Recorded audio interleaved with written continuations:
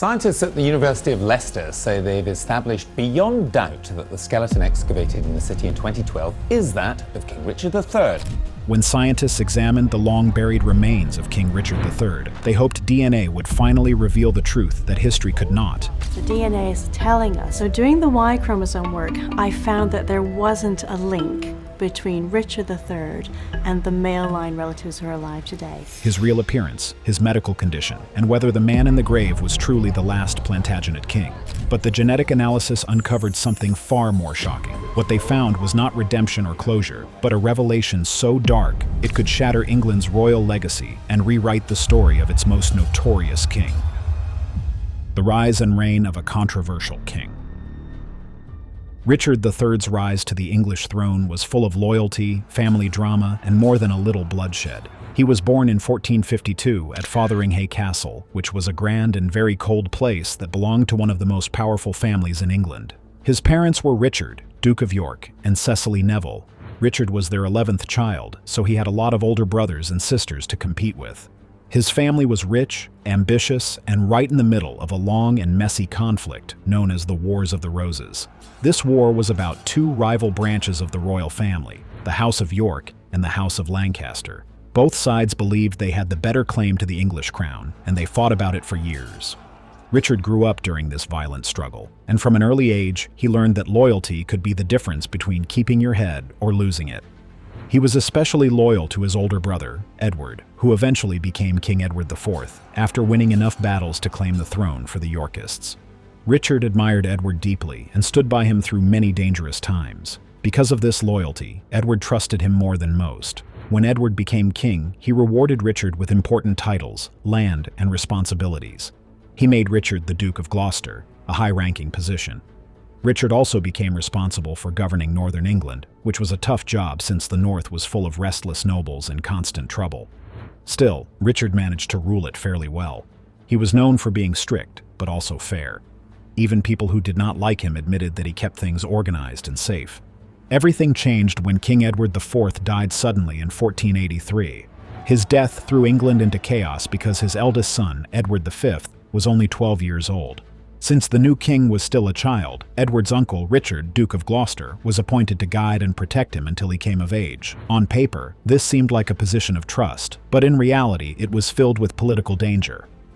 Powerful families at court were fighting for influence over the boy king, and Richard quickly realized that if he did not act decisively, he could lose both power and safety. To protect his nephew and to secure control of the government, Richard arranged for young Edward V to be brought to London. The boy was placed in the Tower of London, which at that time served as both a royal palace and a secure fortress. It was common for future kings to stay there before their coronation, and people saw it as a place of safety. A little later, Edward's younger brother, Richard, Duke of York, joined him in the Tower. It was said to be for safety and company, but the situation around them was growing tense. Powerful nobles loyal to the late King Edward IV distrusted Richard, Duke of Gloucester, and some began plotting to remove him from power. Richard feared that if his enemies gained control of the young king, they would use the boy against him. To protect himself and to secure control over the unstable government, he decided to act first. Soon after, Richard announced that his brother's marriage to Elizabeth Woodville had been invalid because Edward IV had been secretly betrothed to another woman beforehand. If that claim were true, then Edward V and his brother were illegitimate and could not inherit the throne. The announcement shocked the court. Within weeks, Parliament accepted the argument, and Richard declared himself the rightful heir. In July 1483, he was crowned King Richard III in a lavish ceremony filled with gold banners, ringing trumpets, and anxious faces. But soon after his coronation, the two princes vanished from the tower without explanation. They were never seen again. Many believed that Richard had them killed to eliminate any rival claim to the throne. Others argued that his enemies framed him, or that the boys met a different fate entirely. No evidence ever surfaced to prove the truth, and the mystery of the princes in the tower still casts a shadow over Richard's legacy today. At first, it seems Richard did not plan to take the crown for himself. When his brother died, he was genuinely appointed to protect the new king, and his reputation up to that point had been one of loyalty and discipline. But once he arrived in London, he found himself surrounded by the Woodville family, who had taken control of the royal treasury, the council, and the boy king. They viewed Richard as a threat, and he viewed them the same way. Every move he made was watched and questioned. In that environment of distrust, Richard may have convinced himself that the only way to survive was to seize full control. Declaring the princes illegitimate was his way to secure his own safety and maintain order. Once crowned, he worked hard to show he was a capable ruler. He introduced legal reforms that made trials fairer and strengthened the rights of common citizens. Some historians believe he thought of himself not as a usurper, but as a restorer of stability in a kingdom tearing itself apart. Yet his rise came at an enormous cost. The disappearance of the princes destroyed his image and left him branded as a child killer. Whether he gave the order or not, people believed he had done it. His actions, born of fear and political pressure, turned him into the very monster his enemies accused him of being. As trust in him crumbled, old loyalties began to fracture. The fall of a king, betrayal, battle, and death. By 1485, England was fractured and weary. The country had suffered through decades of war, crushing taxes, and endless betrayal. Hopes that King Richard III would restore peace had faded. His sudden claim to the throne after his nephews vanished still left deep suspicion among nobles, and his iron-fisted rule bred resentment. Former allies began to wonder if serving him meant risking their own necks. Behind closed doors, whispers grew louder, talk of rebellion, change, and a king who had gone too far. Among those listening was Henry Tudor, a distant relative of the old royal house of Lancaster. He had spent years in exile in France, watching from afar as England tore itself apart. To most, Henry seemed an unlikely savior. But when he heard that Richard's supporters were turning against him, he saw an opportunity that would never come again. With help from discontented nobles and French allies eager to weaken England, Henry raised a modest army and sailed for Wales. As he marched toward England, his forces swelled with men who had lost faith in Richard's cause. The two armies finally met on August 22nd, 1485, at Bosworth Field in Leicestershire. Richard's forces were larger and better armed, and he rode into battle wearing his crown on his helmet, a symbol that he would live or die as king. At first, victory seemed within his grasp, but as the fighting raged, betrayal struck. Lord Stanley, who had pretended to serve Richard, suddenly turned his troops against him. Realizing he had been deceived, Richard made one last, desperate gamble. Instead of retreating, Richard charged straight toward Henry Tudor himself, determined to end the rebellion with his own sword. Witnesses later said he fought with wild courage, cutting down enemy soldiers as he tried to reach Henry. For a brief moment, it looked as though he might succeed, but then his horse became trapped in a muddy ditch, throwing him to the ground. Surrounded on all sides, Richard refused to surrender. Archaeologists would later confirm through his remains that he suffered at least 11 wounds, most delivered after he lost his helmet. A massive blow from a halberd or sword split the back of his skull, exposing the brain. Another strike drove through the base of his head, likely killing him instantly. Smaller cuts on his ribs and face suggested he continued to fight until the end. Even in his final moments, he stood alone, swinging his blade against impossible odds. Richard's body was stripped, thrown over a horse, and carried through the streets of Leicester to prove he was truly dead. His remains were handed over to monks at Greyfriars Friary and hastily buried in an unmarked grave. The Tudors took the throne, and with them began a new age that would change England forever. Before DNA analysis was ever carried out, no one knew what really happened to King Richard III's body. The Lost King: Centuries of Mystery and Myth. For more than 500 years, no one really knew what had happened to King Richard III's body. It was one of those great historical mysteries that refused to go away. People argued, guessed, and wrote about it for centuries, but no one could say for sure where the dead king had ended up. Some old records said he was buried quietly and without any royal fanfare, but other stories claimed that his bones had been dug up later and thrown into the nearby River Soar. No one had the slightest idea where he really was. As the centuries rolled by, Leicester grew and changed. New streets and buildings appeared, and the town turned into a busy modern city. The old friary where Richard had supposedly been buried disappeared completely, leaving behind no trace at all. People walked over the area every day without realizing they might be strolling above a missing king. Meanwhile, Richard's reputation did not fare much better than his remains. The new Tudor rulers who came after him were in no hurry to polish up his image. In fact, they did quite the opposite. 100 years later, William Shakespeare came along and gave Richard one of the worst PR makeovers in history. His play, Richard III, turned the king into a wicked hunchbacked villain who would stop at nothing to grab the crown. In Shakespeare's version, Richard was so evil that he basically woke up every morning plotting murder before breakfast. This dramatic version of the king stuck in people's minds. For centuries, school children learned about Richard as the monster who killed his nephews to steal the throne. He became the go-to example of a bad king, but not everyone bought the Tudor-approved story. By the 1900s, a new group of people started asking questions. These were historians and passionate fans of Richard, sometimes known as Ricardians. Many of them belonged to the Richard III Society, an organization devoted to giving the much-maligned king a fair trial, at least in the history books. They believed that Richard had been the victim of a smear campaign. In their view, he was actually a capable, intelligent ruler who had been unfairly painted as a villain by those who benefited from his downfall. The problem was that there was no real evidence to prove it. Without his body, it was impossible to know the truth. Still, rumors kept floating around that Richard's remains might be hiding somewhere under modern Leicester. Some people laughed at the idea, but others found it oddly convincing. In 2009, a British historian named Philippa Langley decided to take the mystery seriously. She had done years of research into Richard's story, and she had a strong feeling that his grave might still be somewhere under the old site of Greyfriars Friary. After years of research and planning, she persuaded the University of Leicester Archaeological Services, ULAS, to carry out an excavation based on her findings. She believed Richard's remains were buried beneath a city car park that once stood over the lost Greyfriars Friary. Her conviction guided the experts to the exact spot where history had been waiting. The king beneath the car park.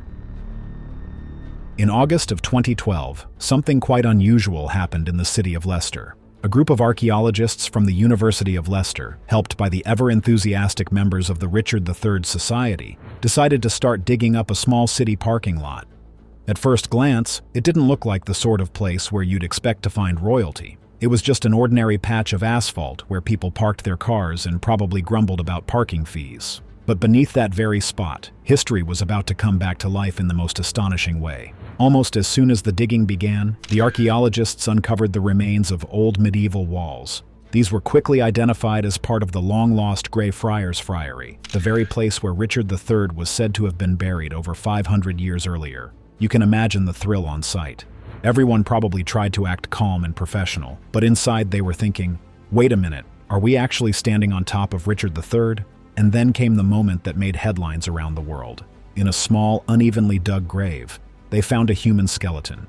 It wasn't in a fancy coffin or wrapped in royal cloth. Just a plain grave, as if the person had been buried quickly and without ceremony. The archaeologists looked at each other, and you can bet someone whispered something like, could this actually be him? The skeleton belonged to a man in his early 30s, which fit the right age for Richard at the time of his death.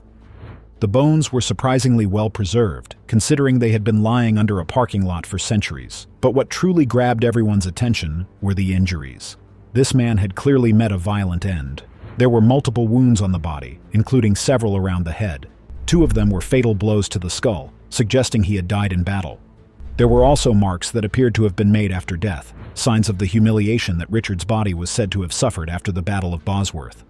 Then came the most remarkable feature of all. The skeleton showed a severe case of scoliosis, a condition that twisted the backbone and made one shoulder higher than the other. It wasn't a hunchback, as Shakespeare had famously described, but it would definitely have given the man a slightly uneven appearance. Suddenly, those centuries-old descriptions of Richard III having a crooked back didn't seem like complete Tudor propaganda after all. The more the experts studied the site, the more the pieces of the puzzle began to fit. Forensic specialists confirmed that the grave matched the late 15th century period. Even more convincingly, the location of the burial in the choir area of the Friary Church was exactly where historical accounts said Richard had been laid to rest. Everything pointed in one direction. The team began to realize that they might actually have found the lost King of England. When news of the discovery broke, it was as if Britain collectively gasped. Crowds started gathering in Leicester, and reporters rushed to the site. The media called it the greatest archaeological find in recent British history. Once the archaeologists in Leicester had calmed down from the excitement of finding what looked suspiciously like a king under a parking lot, they faced the next big question. How could they be absolutely sure that the skeleton really was Richard III? To settle the matter, the scientists turned to DNA analysis, the test that changed history. Now, DNA is basically nature's identity card. It carries the genetic instructions that make each of us who we are, everything from our hair color to the shape of our bones. But when it came to identifying King Richard III, scientists faced a problem that seemed impossible to solve. He had been dead for over 5 centuries. There were no living children, no grandchildren, and no direct descendants to compare his DNA to. His family line had ended long ago. If they wanted to prove beyond doubt that the bones found under a Leicester car park belonged to the last Plantagenet king, they would have to find another way. So the researchers got creative. They traced his ancestry backward through his siblings. Richard had an older sister, Anne of York, whose bloodline had survived through the centuries. Somewhere out there, scientists believed, were people still carrying fragments of the same DNA that had once flowed through royal veins. The answer lay in something called mitochondrial DNA. Unlike the rest of our genetic code, mitochondrial DNA is passed only from mother to child. It rarely mutates, which makes it perfect for tracing lineage through many generations. If scientists could find people alive today who were descended directly from Anne of York through an unbroken line of mothers, their mitochondrial DNA should match whatever was found in the skeleton. What followed was a genealogical treasure hunt worthy of a detective novel. Researchers pored through birth records, family trees, wills, and parish documents stretching back to the 15th century. After months of work, they found not one, but 2 living relatives. The first was Michael Ibsen, a quiet carpenter from London who had never imagined he carried royal blood. The second was Wendy Duldig, a genealogist from Australia who, by sheer coincidence, had already dedicated her life to studying family histories. Both agreed to provide DNA samples. The samples were sent to laboratories for analysis. When scientists compared the mitochondrial DNA from the skeleton with that of Ibsen and Duldig, the results stunned everyone. It was an exact match. The probability of such a match happening by random chance was less than 1 in several million. Combined with the location of the grave, the spinal curvature matching portraits of Richard, and the battle wounds consistent with his death, the conclusion was undeniable. The bones beneath the Leicester car park were indeed those of King Richard III. When the announcement came in February 2013, it made headlines across the world. Crowds gathered outside Leicester Cathedral. After more than 500 years, the lost monarch who vanished after the Battle of Bosworth had been found in the most unlikely of places, under a parking lot. Historians were ecstatic. Scientists celebrated, and the people of Leicester suddenly found themselves at the center of one of the greatest archaeological discoveries of the century. But just when everyone thought the mystery was over, science wasn't finished.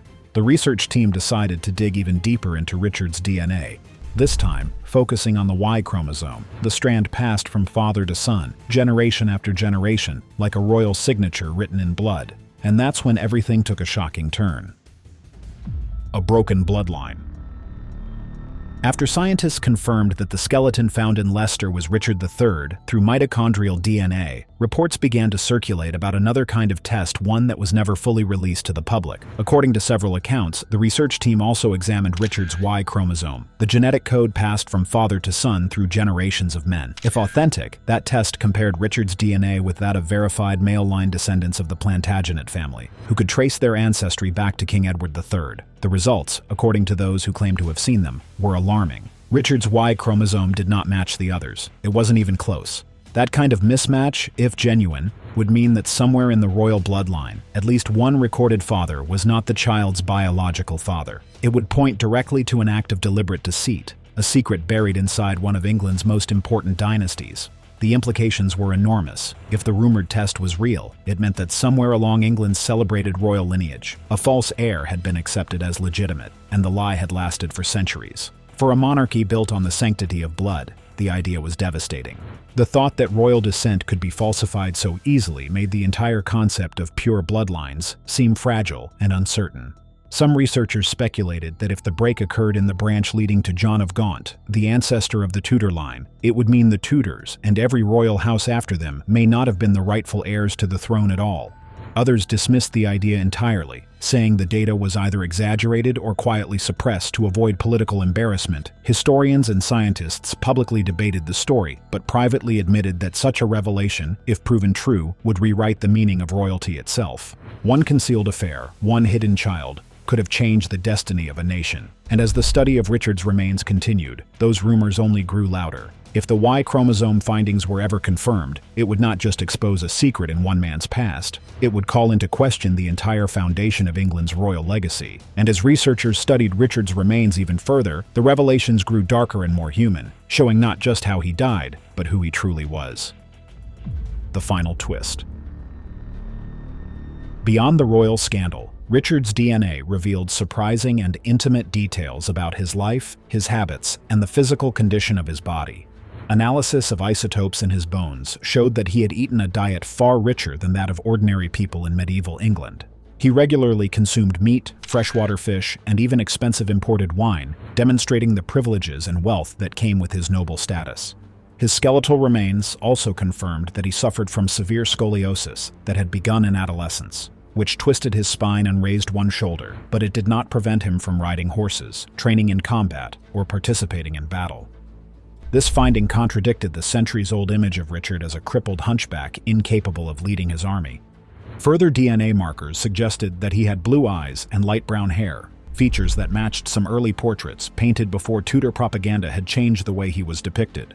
Forensic reconstructions of his skull created a face that many considered striking, intelligent, and even handsome, revealing a man who seemed far removed from the monstrous villain portrayed in Shakespeare's play. When his remains were finally reinterred in Leicester Cathedral in 2015, tens of thousands of people lined the streets to pay tribute, with many marveling at the strange mixture of historical justice and public fascination. What do you think about the DNA results? Comment down below.